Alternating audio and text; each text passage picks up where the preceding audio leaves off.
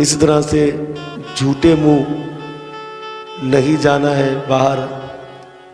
दूसरा, बिना आचमन किए बाहर नहीं जाना है, क्योंकि आचमन करके ही बाहर जाना हैगा। तीसरा, संध्या के समय बाहर नहीं जाना हैगा। हमारे पूर्वज कहते थे ना कि इस समय संध्या का समय है, इसलिए मत जाइए बाहर। तो यहाँ पर हमें शिक्षा मिल रही है कि यहाँ पर भी ये बताया गया हैगा कि संध्या के समय बाहर नहीं जाना चाहिए। चौथा, बाल खोलकर नहीं जाना चाहिए। ये भी हमारे पूर्वज कहते थे कि अरे बाल खोलकर मत जाना, बालों को बांध कर जाना। तो भागवत में ये बात आई है। पांचवा, गपशप करते हुए नहीं जाना। तो इस तरह से माताएं कहती थी ना बच्चों को, ए भाई गपशप मत करते हुए जाना, सीधे जाना और सीधा आ जाना। तो ये बात भी यहाँ पर लिखी है। छठा, चादर को उड़कर जाना, बिना चादर के बाहर नहीं जाना, मतलब चादर से अपने अंग को ढक कर जाना, ये नियम भी है। और सातवां, बिना श्रृंगार के जाना है। और वैसे भी आजकल तो लोग शादियों में भी जो ने बोला सावधान होकर जाते हैं। अगर किसी को कुछ सोना चांदी पहनना होता है तो वो लपेट कर जाते हैं और वहाँ जाकर श्रृंगार कर लेते हैं और शादी में शामिल होकर फिर लपेट के फिर लेकर आ जाते हैं। तो यहाँ पर लिखा है कि बिना श्रृंगार के जाना है, यानी कि श्रृंगार कर कर नहीं जाना। इसी तरह से सोते समय भी 8 नियम बताए गए हैं सोने के वक्त। जैसे कि बिना पैर धोए नहीं सोना चाहिए, यानी कि पैरों को धोकर हमें सोना चाहिए। दूसरा, अशोच अवस्था में नहीं सोना चाहिए, यानी कि गंदी अवस्था में नहीं सोना चाहिए। इसी तरह से गरुड़ पुराण के अंदर भी लिखा है, धर्मकांड के अंदर, कि जो लोग अशोच अवस्था में संसार से चले जाते हैं, मर जाते हैं, तो उससे अकाल मृत्यु कहा गया है। जैसे कि कोई गृहस्थी हो और वो अपवित्र सो जाए तो यह अकाल मृत्यु बताई गई है। तो ये हमें यहाँ पर ध्यान देना चाहिए। इसलिए यहाँ पर भी लिखा है कि अशोच अवस्था में नहीं सोना है। तीसरा, गीले पैर भी हमें नहीं सोना चाहिए। तो गीले बदन और गीले पैर से या गीले सर सोने से आपको पता है कि हमें शारीरिक रोग भी लग जाता है। तो यहाँ पर लिखा है कि गीले पैर नहीं सोना। फिर बता रहे हैं चौथा, कि उत्तर की ओर मुख करके नहीं सोना। उत्तर यानी कि उत्तर की तरफ सिर करके नहीं सोना, जिसको कहते हैं नॉट। पांचवा, पश्चिम की ओर सर करके नहीं सोना है, जिसको कहते हैं वेस्ट। तीसरा, बगैर कपड़ों के नहीं सोना है, यानी कि अंग को ढककर ही हमें सोना चाहिए, बगैर कपड़ों के नहीं सोना चाहिए। यह भी नियम है यहाँ। सातवां, दूसरे के साथ नहीं सोना हैगा, ये भी व्रत का नियम हैगा। और आठवां, संध्या के समय नहीं सोना चाहिए। और वैसे भी संध्या के समय सोना नहीं चाहिए, इसका वर्णन हमें मिलता है भागवत के अंदर ही। वो ये शिक्षा मिलती है कि जिस समय माता अतिथि ने प्रार्थना करी, तीसरे स्कंद में कथा आती है कि संध्या का समय है, मुझे गर्भ धारण करवाए, तो उस समय मना किया था कश्यप ऋषि ने। दरअसल संध्या के समय जो है हमारे भूत भावन श्री महादेव अपने गणों के संग और अपनी देवी पार्वती को लिए शाम के समय बेले पर घूमते हैं। इसलिए संध्या के समय भोजन नहीं करना चाहिए, सोना नहीं चाहिए, और जो है वो संतान उत्पत्ति वाले कार्य नहीं करना चाहिएगा। अगर कोई गर्भ शाम में धारण हो गया स्त्री को, तो उससे राक्षस स्वभाव का बच्चा पैदा होगा। तो ये सारी चीज़ें बताएगी, लक्ष्मी का वास खत्म हो जाता हैगा। और वैसे भी संध्या के समय अकेले में जो लक्ष्मी की सवारी जो है वो उल्लू पर रहेगी। और हमको अगर कोई बेवकूफ़ बना दे तो हम क्या कहते हैं, इसने हमको उल्लू बना दिया। तो ये सब बातें हमें ध्यान देनी। और यहाँ पर लिखा है कि संध्या के समय हमें नहीं सोना चाहिए। इस तरह से प्रातः काल सवेरे उठकर क्या करना है इस व्रत के अंदर, प्रातः काल गौ माता का पूजन करना हैगा, ब्राह्मण का पूजन करना हैगा, और लक्ष्मी नारायण भगवान का पूजन करना हैगा। इस तरह से माला, फल, चंदन से सौभाग्यवती जो स्त्रियां होती हैं उनका पूजन करना है। सौभाग्यवती स्त्रियां कौन होती है?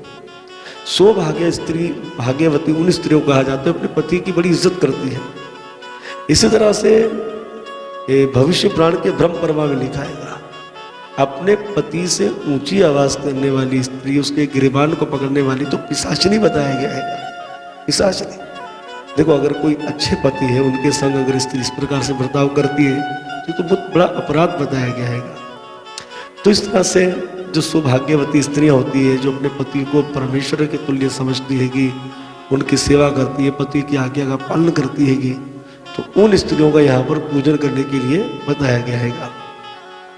फिर पति का पूजन करना हैगा, ये नियम बताया गया। पति का ध्यान करना है, इसके विषय में बताया गया हैगा। इस प्रकार से 1 वर्षों तक इस व्रत के नियम के विषय में बताया गया। ये व्रत 1 साल तक ये व्रत होता हैगा, इस व्रत को करना चाहिए। अब इंद्र जो थे वो तो घबरा गए। अगर मौसी जी का व्रत अगर पूर्ण हो जाता है तो होगा क्या?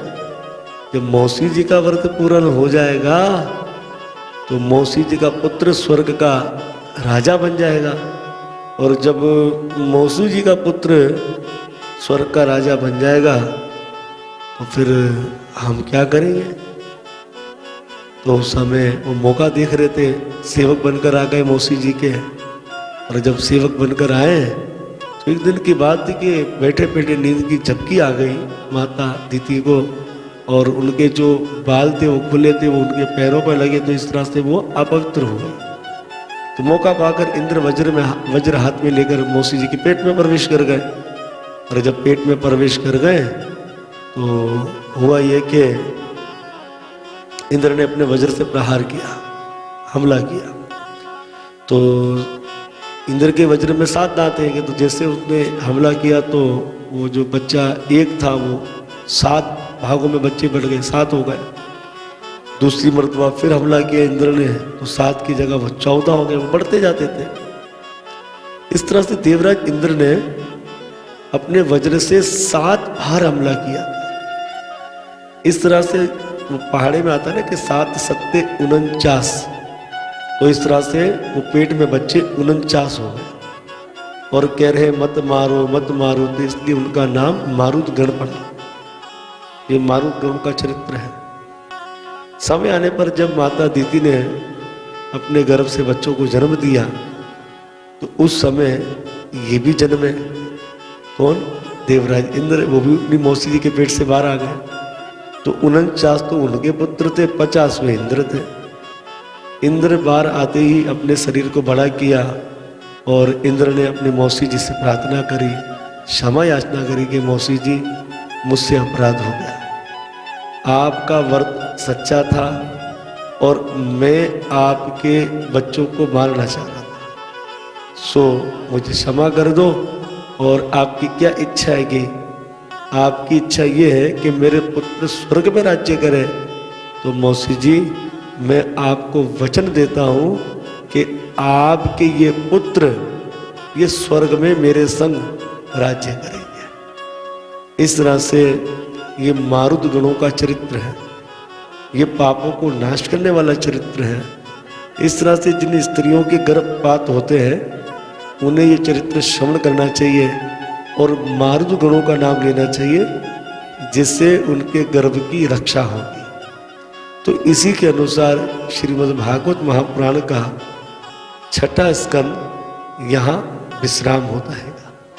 हरे कृष्णा। अब जो है हम 7वें स्कंद में प्रवेश करते हैं। श्री परीक्षित महाराज जी ने सुखदेव गोस्वामी महाराज जी से कहा कि भगवान क्या समदर्शी हैं। तो परीक्षित महाराज जी की बात सुनकर सुखदेव जी मुस्कुराए, बोले हाँ भगवान तो समदर्शी है। तो भक्तों समदर्शी किसको कहते हैं? समदर्शी का अर्थ होता है कि भगवान का कोई वेरी नहीं होता, भगवान सबको सम्मान दृष्टि से देखते हैंगे। तो परीक्षित महाराज जी को जब सुखदेव जी ने कहा भगवान तो समदर्शी है, तो परीक्षित महाराज जी कहते हैं हम तो नहीं मानते भगवान समदर्शी है। सुखदेव जी ने कहा भाई क्यों नहीं मानते भगवान समदर्शी है? तो परीक्षित जी कहते हैं हम तो ये देखते हैं कि भगवान देवताओं की सहायता करते और दैत्यों को मारते। ये तो भगवान भेदभाव कर रहे हैं, तो भगवान समदर्शी कहाँ से हुए? तो यही बात भक्तों रामचरितमानस में भी आती है कि भगवान कहते हैं कि समदर्शी मोहे कहे सब कोई, सेवक प्रिय अन्य गति सोई। तो भगवान कहते हैं कि मुझे समदर्शी कहते हैं।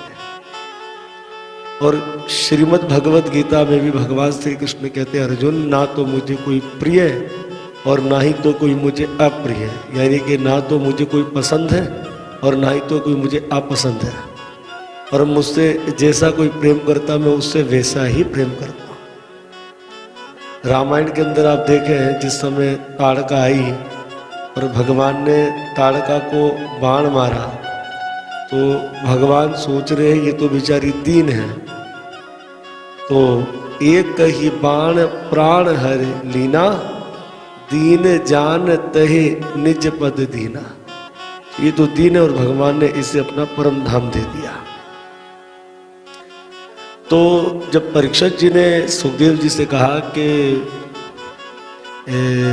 हम कैसे मान ले समदर्शी हैंगे ये तो भेदभाव कर रहे हैं, और वैसे भी श्री सुखदेव जी बता रहे हैं कि गोपियों ने भगवान का भजन काम से किया और वो काम ही क्या बन गया, भक्ति बन गया।